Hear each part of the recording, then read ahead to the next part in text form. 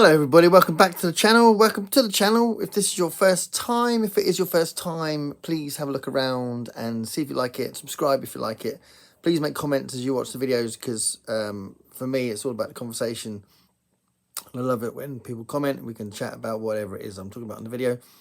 But yeah, welcome or welcome back.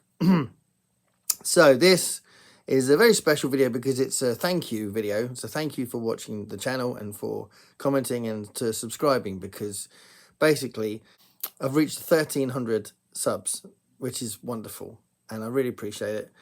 And it's lovely to see that people are interested in knowing when the videos are coming up, because that's essentially what subscriber means. It means they want to have a look to see if it's a video that they want to see. They don't watch all of them, but they are interested in knowing what's coming up, which is fantastic, and I really appreciate it. So thanks for doing that.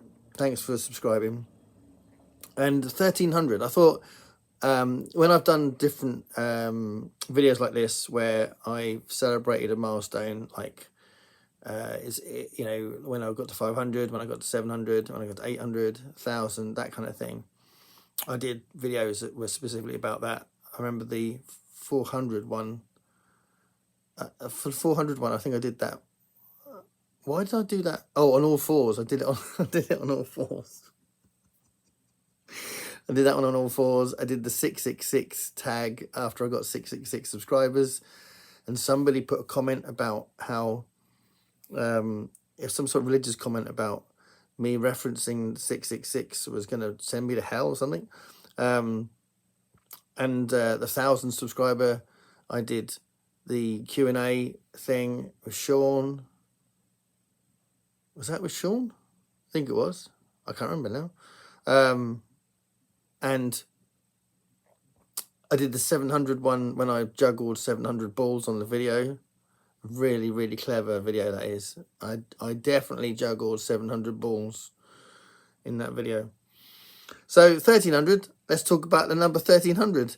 So I have got an interest in the history. So we can talk about the year, the 1,300, and talk about the century, the 1,300s, because it's quite an interesting century. It's probably one of my favourite centuries.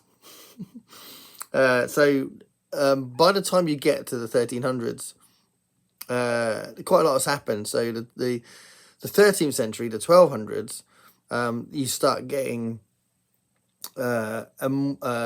much more nuance in religious life and the feudal lifestyle that really comes to a head in the 1300s, and you get much more development of heresy, and you get a huge cataclysmic event in Europe in the 1300s that deeply affects society for going forward, which is the Black Death.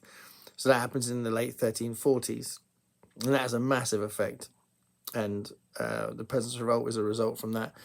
And, basically, because it decimates the population of Europe, and it literally has this huge effect, things start to change.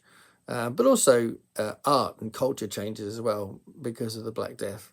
So the fact that that's such a big part of the 1300s is quite an interesting thing. And the 14th century is full of those kind of things.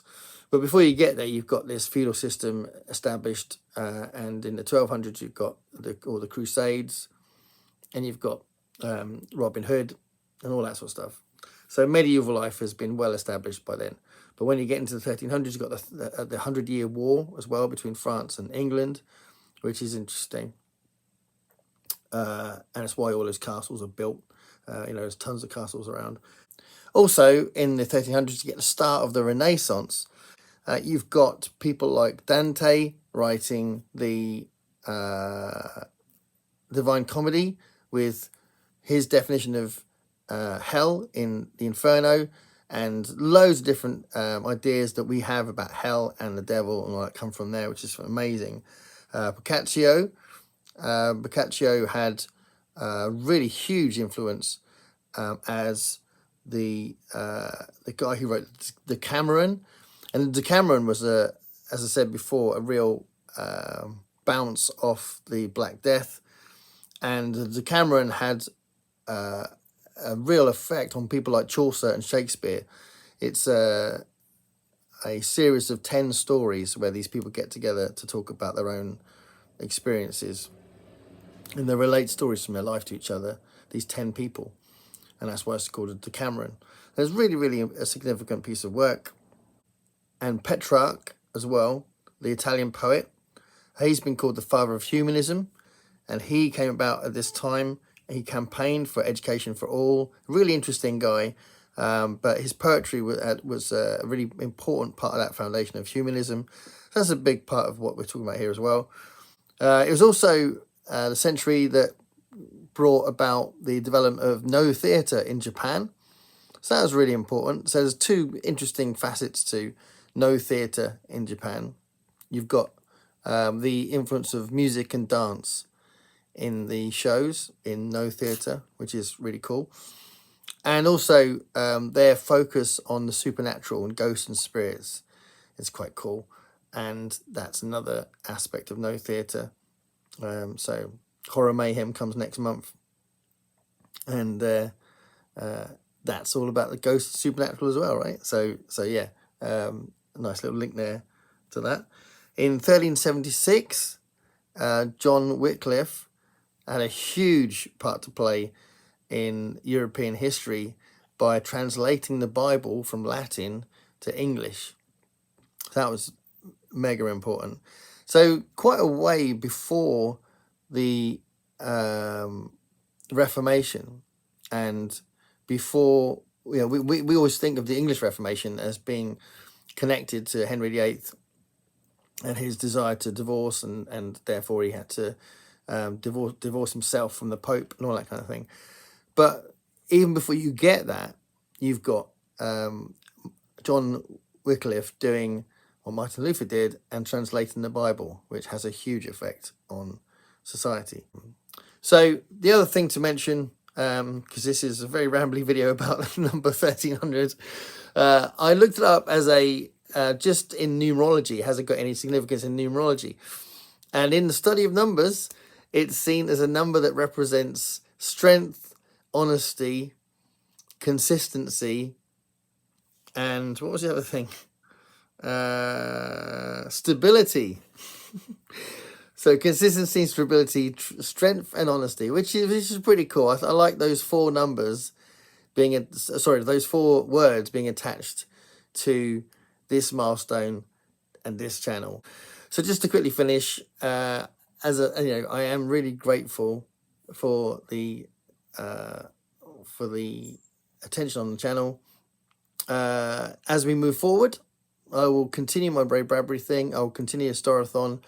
I'll continue my delving into vintage science fiction and current stuff. The banned books project is still carrying on. 2025 is also racking up to be interesting from the plans I'm making in my head. I'm currently writing a short story collection. I've decided I am eventually, hopefully, going to make the Brown Yelp Gang characters into characters for a trilogy of books. But that's going to take a while. But I have made that decision. So I've already planned out and written a loose plot line for the second Brown Yelp Gang book, which is the Brown Yelp Gang Go to Pieces. But I've also started to formulate a third book plot, which is going to be called the Magnificent Brown Yelp Gang, which is going to be them collectively getting involved in saving some underdogs in a ridiculous situation. There's going to be some sort of loose riffing off the Magnificent Seven, but in a very silly way. So yeah, I'm hoping to do that as well. But that would be the third book. And to be fair, I don't know how many novels I've got in me after that, because I don't know, we'll see. But I am enjoying the short story form at the moment. So yeah, I'll be doing that. I'll be carrying on my Desert Island Flicks. My next one, by the way, my next Desert Island Flicks is going to feature Matt Wall. So if you know Matt Wall's channel, he's just on the verge. He's just on the verge of 2,000 subs. So go and find his channel, Matt Wall. I'll link it below, actually, because it'd be good if we can nudge him over to 2,000. So he's probably done it already by the time this goes up. I don't know, but yeah. Matt Wall's going to be my guest. We were going to do it a couple of weeks ago, and I couldn't do it. Life got a bit hectic, so we delayed it, and then I went on holiday. So we are going to do it soon.